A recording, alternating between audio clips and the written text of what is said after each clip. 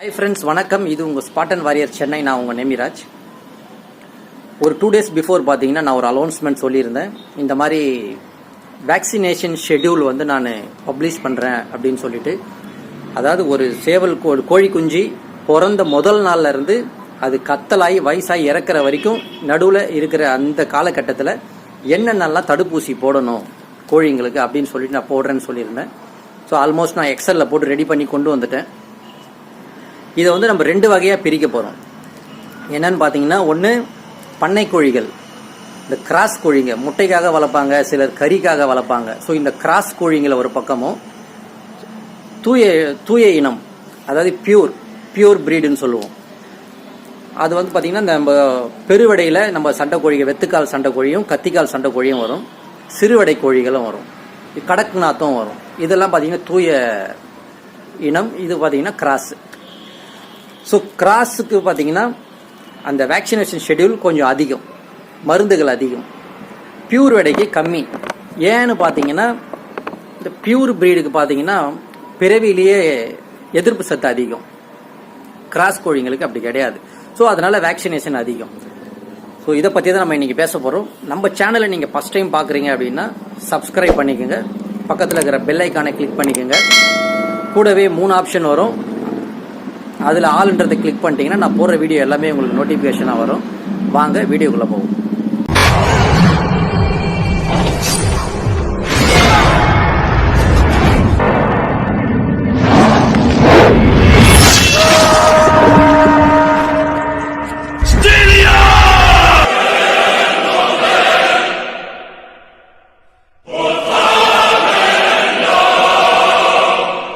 பொதுவாக பார்த்தீங்கன்னா எல்லா ஜீவராசிக்குமே இந்த வேக்சினேஷன்றது ரொம்ப முக்கியம். அது நாயாக இருக்கட்டும், மாடாக இருக்கட்டும், ஆடாக இருக்கட்டும், கோழியாக இருக்கட்டும். ஏன் நம்ம மனுஷனுங்களுக்கே கொரோனான்னு ஒரு வியாதி வரும்போது எல்லாருக்குமே வேக்சினேஷன் தேவைப்பட்டது. தடுப்பூசி, போலியோலேருந்து அம்மையிலேருந்து எல்லாத்துக்குமே பார்த்தீங்கன்னா வேக்சினேஷன் இருக்குது. ஸோ கோழிங்களுக்கும் அப்படிதான்.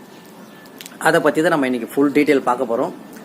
இதை வந்து நம்ம 2ஆக பிரிச்சிருக்கிறோம்னு நான் ஆரம்பத்திலே சொல்லியிருந்தேன். இதில் பார்த்தீங்கன்னா பண்ணை கோழியும் வரும், தூய இனமான சண்டை கோழிகளும் வரும். ஸோ பண்ணை கோழிகளுக்கு முதல் நாள்ல இருந்து என்னென்னலாம் வேக்சினேஷன் போடலாம். அதுக்கு முன்னாடி ஒரு சின்ன ஒரு விஷயம்.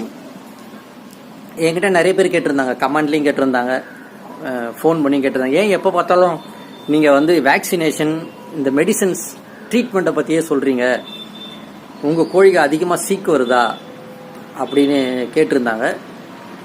அப்போ நான் இந்த மாதிரி வளங்க அந்த மாதிரி வளங்கன்னு எனக்கே சஜஷன் சொல்லியிருந்தாங்க. சரி, ஓகே, அதை நான் அக்செப்ட் பண்ணிக்கிறேன். நல்ல விஷயம் தான் சொல்கிறாங்க. பட் அதுக்கு முன்னாடி ஒரு விஷயம், நான் வீடியோவில் காட்டுறது சீக்கில் வர்றது இதெல்லாம் பார்த்தீங்கன்னா என்னோட கோழி, என்னோட பிரீடு, என்னோட வீட்டில் பிறந்து வளர்ந்தது கிடையாது. அவங்க எல்லாத்துக்குமே ப்ராப்பராக எல்லாமே கொடுத்து ரெடியாக தான் வச்சுருப்பேன் எப்போவுமே. ஸோ வெளியிலேருந்து கொண்டு வர சேவல் கோழிங்களுக்கு அந்த மாதிரி பிரச்சனை இருக்கும். இல்லைன்னா நண்பர்கள் வீட்டில் அந்த மாதிரி பிரச்சனை தான் நான் கொண்டு வந்து வீடியோக்காக நான் அதை கொண்டு வந்து ட்ரீட்மெண்ட் பண்ணி ரெடி பண்ணி கொடுத்துருவேன். ரெடி பண்ணி நிறைய கொடுத்துருக்கேன்.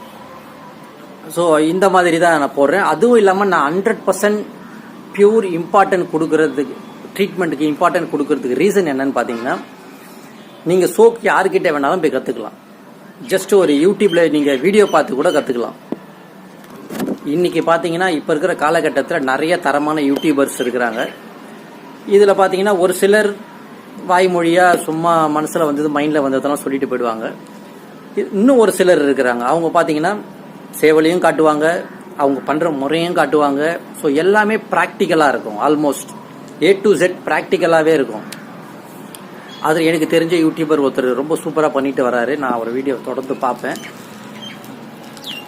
அதில் பார்த்தீங்கன்னா எல்லா விஷயமும் அவர் ப்ராக்டிக்கலாகவே டைரெக்டாக காமிச்சிடுவார் ஆன் ஸ்க்ரீன்லேயே.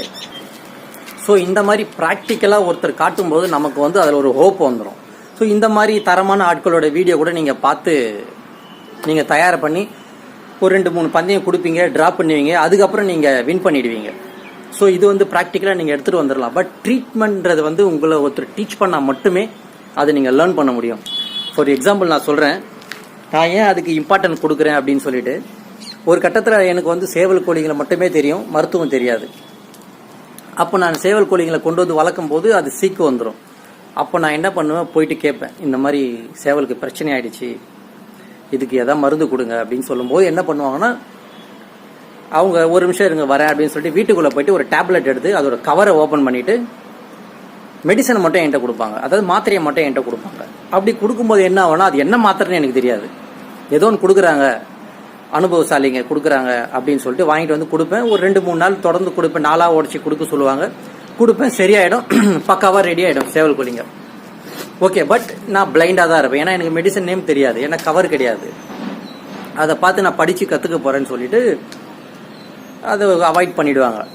ஓகே, நிறைய பேர் அந்த மாதிரி நான் காதாலையும் கேட்டிருக்கேன், கண்ணாலையும் பார்த்துருக்கேன். ஸோ என்ன ரீசன் அப்படின்னு பார்த்தீங்கன்னா, இவனுக்கு மெடிசன் தெரிஞ்சிருச்சு, இவனுக்கு விஷயம் தெரிஞ்சிருச்சுன்னா இவன் நாளைக்கு நம்ம கிட்ட வரமாட்டான், நம்மளை மதிக்க மாட்டான், நம்ம சொல்றதை கேட்க மாட்டான், இவன் இஷ்டத்துக்கு இவன் பண்ணிடுவான், இவனே சேவல் கோழிங்களை ரெடி பண்ணிடுவான், நம்மளை எதிர்பார்க்க மாட்டான், நமக்கு ஒரு கால் பண்ணி இந்த மாதிரி ஆச்சுன்னு சொல்ல மாட்டான், நம்ம கொடுத்தாதான் இவனுக்கு தெரியணுன்ற மாதிரி ஒரு கட்டத்தில் நம்மளை வச்சிருப்பாங்க. ஓகேங்களா, இதெல்லாம் நான் நேரில் பார்த்துருக்கேன், நான் அனுபவிச்சிருக்கேன். அந்த மாதிரி நிறைய பொருட்களை நான் இழந்திருக்கேன். அதனால நான் பட்ட கஷ்டத்தை நீங்கள் யாரும் படக்கூடாது அப்படின்ற ஒரு எண்ணத்தில் தான் நான் உங்களுக்கு ட்ரீட்மெண்ட் நிறைய டீச் பண்ணுறது. ஸோ உங்களுக்கு தயார் முறையிலிருந்து எல்லாமே வரும் காலத்தில் வரும். பட் இப்போ உங்களுக்கு தேவை ட்ரீட்மெண்ட், அதை தான் நான் சொல்லிட்டு வரேன். சரி, ஓகே, இப்போ நம்ம வேக்சினேஷனுக்கு போகலாம். இப்போ உங்களுக்கு டிஸ்பிளேல ஷோ ஆகும். இது பார்த்தீங்கன்னா பண்ணை கோழிங்களுக்கான ஒரு மெடிசன். இதில் பார்த்தீங்கன்னா பிறந்த முதல் நாள் மேரக்ஸ் என்ற ஒரு ஊசி 0.2 ml கழுத்தில் அடிப்பாங்க. ஓகேங்களா, கழுத்தில் அடிப்பாங்க. அதுக்கு இது வந்து 7வது நாள் போடுறது, இது வந்து முதல் நாள் போடுறது. கோழி குஞ்சு பிறந்த முதல் நாள் போடுற இன்ஜெக்ஷன் பார்த்தீங்கன்னா மேரக்ஸ். இது வந்து பண்ணை கோழிங்களுக்காகது. மறுபடியும் நான் சொல்கிறேன், பண்ணை வச்சு முட்டைக்காகவோ கறிக்காகவோ வளர்க்குற கிராஸ் கோழிங்களுக்கான மருத்துவம் இது. முதல் நாள் இன்ஜெக்ஷன் பார்த்தீங்கன்னா மேரக்ஸ். அப்படியே 7வது நாள் கரெக்டாக ஒரு வாரம் கழிச்சு RDVF1 அப்படின்ட்டு ஒரு இன்ஜெக்ஷன். இதை பார்த்தீங்கன்னா இந்த F1 கேட்டாலே கொடுத்துருவாங்க, ஷார்ட் ஃபார்ம் F1. அது வந்து சொட்டு மருந்து மாதிரி, நீங்கள் கண்ணில் ஒரு சொட்டு விடணும். இது வந்து 7வது நாள். ஸோ அப்படியே 14வது நாள், அதுக்கு அடுத்த வாரம் வந்தீங்கன்னா ஐபிடின்ற ஒரு சொட்டு மருந்து, அதுவும் சொட்டு மருந்து, அதுவும் கண்ணில் தான் விடணும். ஸோ இது பார்த்தீங்கன்னா வாரம் உங்களுக்கு நீங்கள் தடுப்பு மருந்து போட்டுக்கிட்டே இருக்கணும். அதுக்கப்புறம் பார்த்தீங்கன்னா கரெக்டாக 21வது நாள், அடுத்த 7 நாளுக்கு அப்புறம் 21வது நாள் லசோட்டா. இதுவும் கண்ணில் ஒரு சொட்டு நீங்கள் மருந்தாக தான் விடணும். அதுக்கப்புறம் பார்த்தீங்கன்னா அன்னையிலேருந்து சரியா 50வது நாள் RDVK. இவ்வளோ நாள் பார்த்தீங்கன்னா நீங்கள் சொட்டு மருந்தாக தான் விட்டுட்டு வந்தீங்க. ஃபஸ்ட்டு நாள் மேரக்ஸ் மட்டும்தான் நீங்கள் வந்து இன்ஜெக்ஷனாக போட்டிங்க கழுத்தில், மீதி எல்லாமே கண்ணில் சொட்டு மருந்தாக தான் விட்டீங்க. என்னென்னு பார்த்தீங்கன்னா 7வது நாள் RDVF1, அதுக்கப்புறம் 14வது நாள் IBT, 21வது நாள் லசோட்டா. இது 3மே வந்து நீங்கள் சொட்டு மருந்தாக விட்டீங்க. ஸோ 50வது நாள் RDVK 0.5 ரெக்கைக்கு உள்பக்கம் தோலில் போடணும், சதையில் போடக்கூடாது. இது நீங்கள் நல்லா தெரிஞ்சுக்கணும். அப்படி RDVK எப்படி போடணும்னு தெரியலன்னா என்னோட சேனலே நான் வீடியோ போட்டிருக்கேன், அதில் போய் பார்த்தீங்கனாலே தெரிஞ்சிடும். RDVK 0.1 0.5.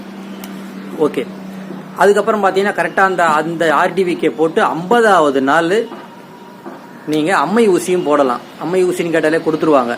இது வந்து பண்ணை கோழிகளுக்கான மெடிசன்ஸ்.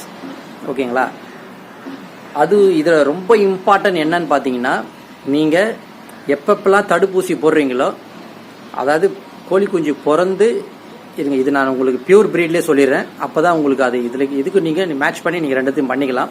ஸோ இப்போ நம்ம பண்ணை கோழிங்களுக்கான ஷெட்யூல் சொல்லியாச்சு, உங்களுக்கு டிஸ்பிளேலையும் நான் ஷோ பண்ணிட்டேன்.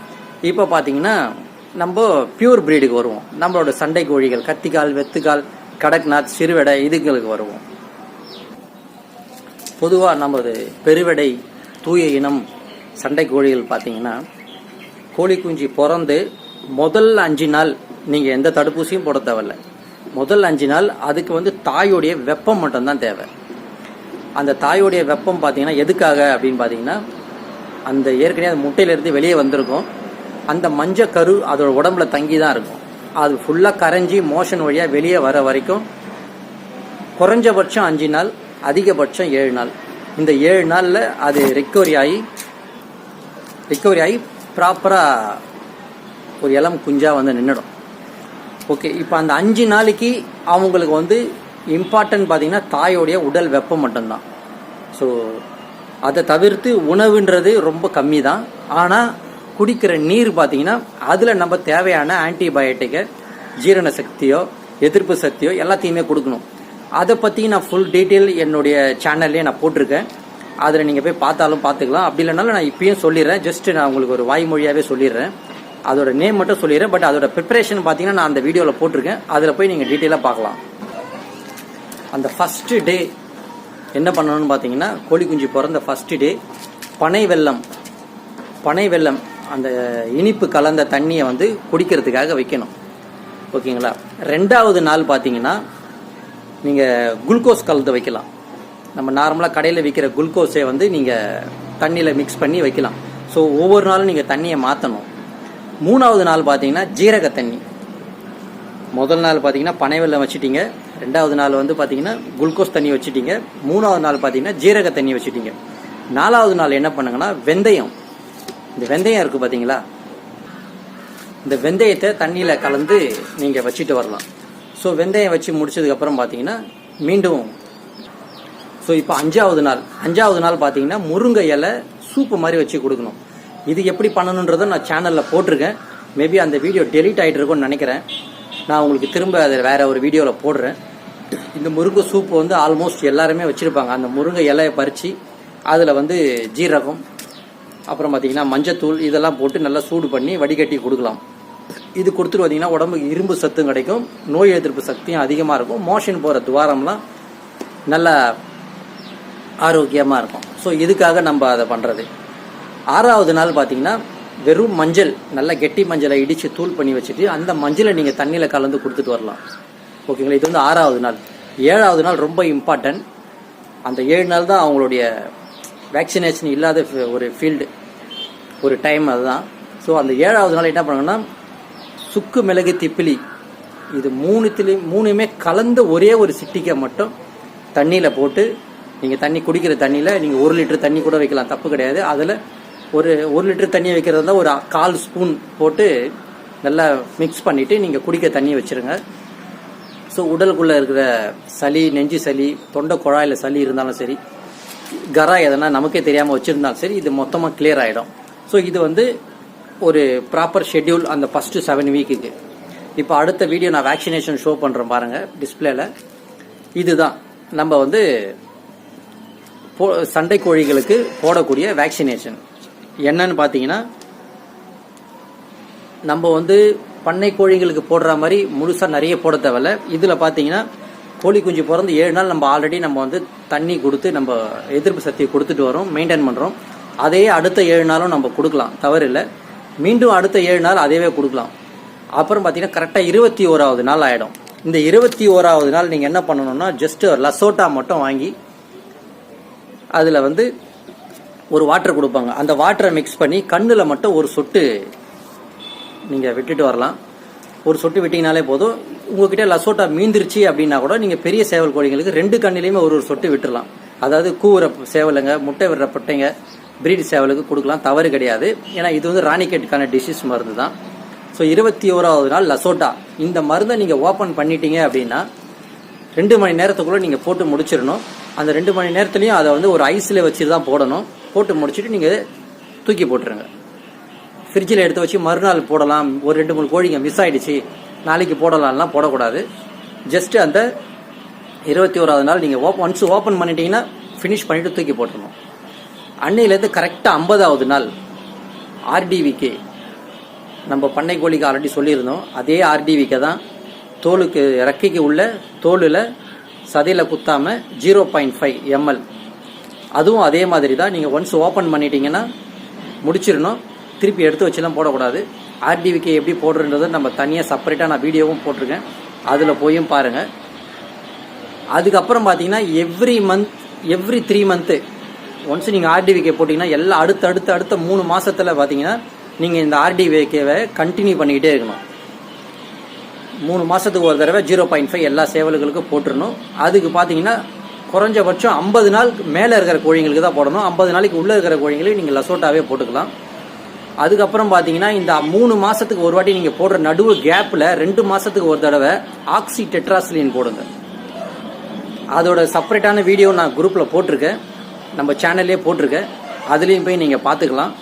ஸோ இந்த ஆக்சி டெட்ராசிலின் கோழிங்களுக்கு எவ்வளோ போடணும், எந்த அளவில் போடணும், நல்லா வளர்ந்த கோழிகளாக இருந்ததுன்னா 1 ml நெஞ்சில் செஸ்ட்லேயே அடிச்சிடுங்க.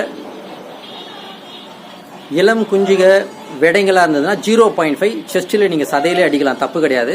ஸோ இது வந்து நீங்கள் 2 மாதத்துக்கு ஒரு தடவை கண்டினியூ பண்ணணும். 1 மாதம் கேப் விட்டு 3 மாதத்துக்கு ஒரு தடவை நீங்கள் RDVK போட்டுட்டு, இதுதான் நம்மளுடைய வேக்சினேஷன் ஷெட்யூல் ஃபார் சண்டை கோழிங்களுக்கு.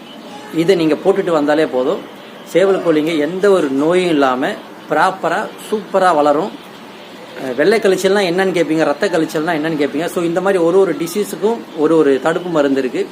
இப்போ நம்ம சொன்ன இந்த ஷெட்யூலை நீங்கள் ஃபாலோ பண்ணாலே உங்களுக்கு எல்லா வியாதியுமே சரண்டர் ஆகிடும். ஓகேங்களா? நோய் வந்து இறந்துச்சு என் கோழின்னு நீங்கள் வெளியே சொல்ல மாட்டீங்க. இதில் இன்னொரு முக்கியமான விஷயம் என்னன்னு பார்த்தீங்கன்னா, ஃபைனலாக ஒன்று சொல்கிறேன், அதை மட்டும் மைண்டில் எப்போவுமே வச்சுக்கோங்க. 3 மாதத்துக்கு ஒரு தடவை எப்படி நீங்கள் RDVK போடுறீங்களோ அந்த RDVK போடுறதுக்கு 2 நாளைக்கு முன்னாடி கம்பல்சரி நீங்கள் டிவார்மிங் பண்ணிவிடுங்க. ஸோ கிட்டத்தட்ட பார்த்தீங்கன்னா உங்களுக்கு அந்த 3 மாதத்துக்கு ஒரு தடவை வருதுன்னா 3 மாதத்துக்கு ஒரு தடவை நீங்கள் RDVK போடுறதுக்கு அந்த வேக்சினேஷன் போடுறதுக்கு 2 days பிஃபோர் நீங்கள் டிவார்மிங் பண்ணியிருக்கணும். அல்பமார், அதுவும் நான் டிஸ்பிளேல காட்டுறேன். இந்த அல்பமாரை நல்லா வளர்ந்த கோழிங்களுக்கு ஜஸ்ட் 1 ml கொடுங்க. விடைங்களாக இருந்ததுன்னா 1/2 ml கொடுங்க.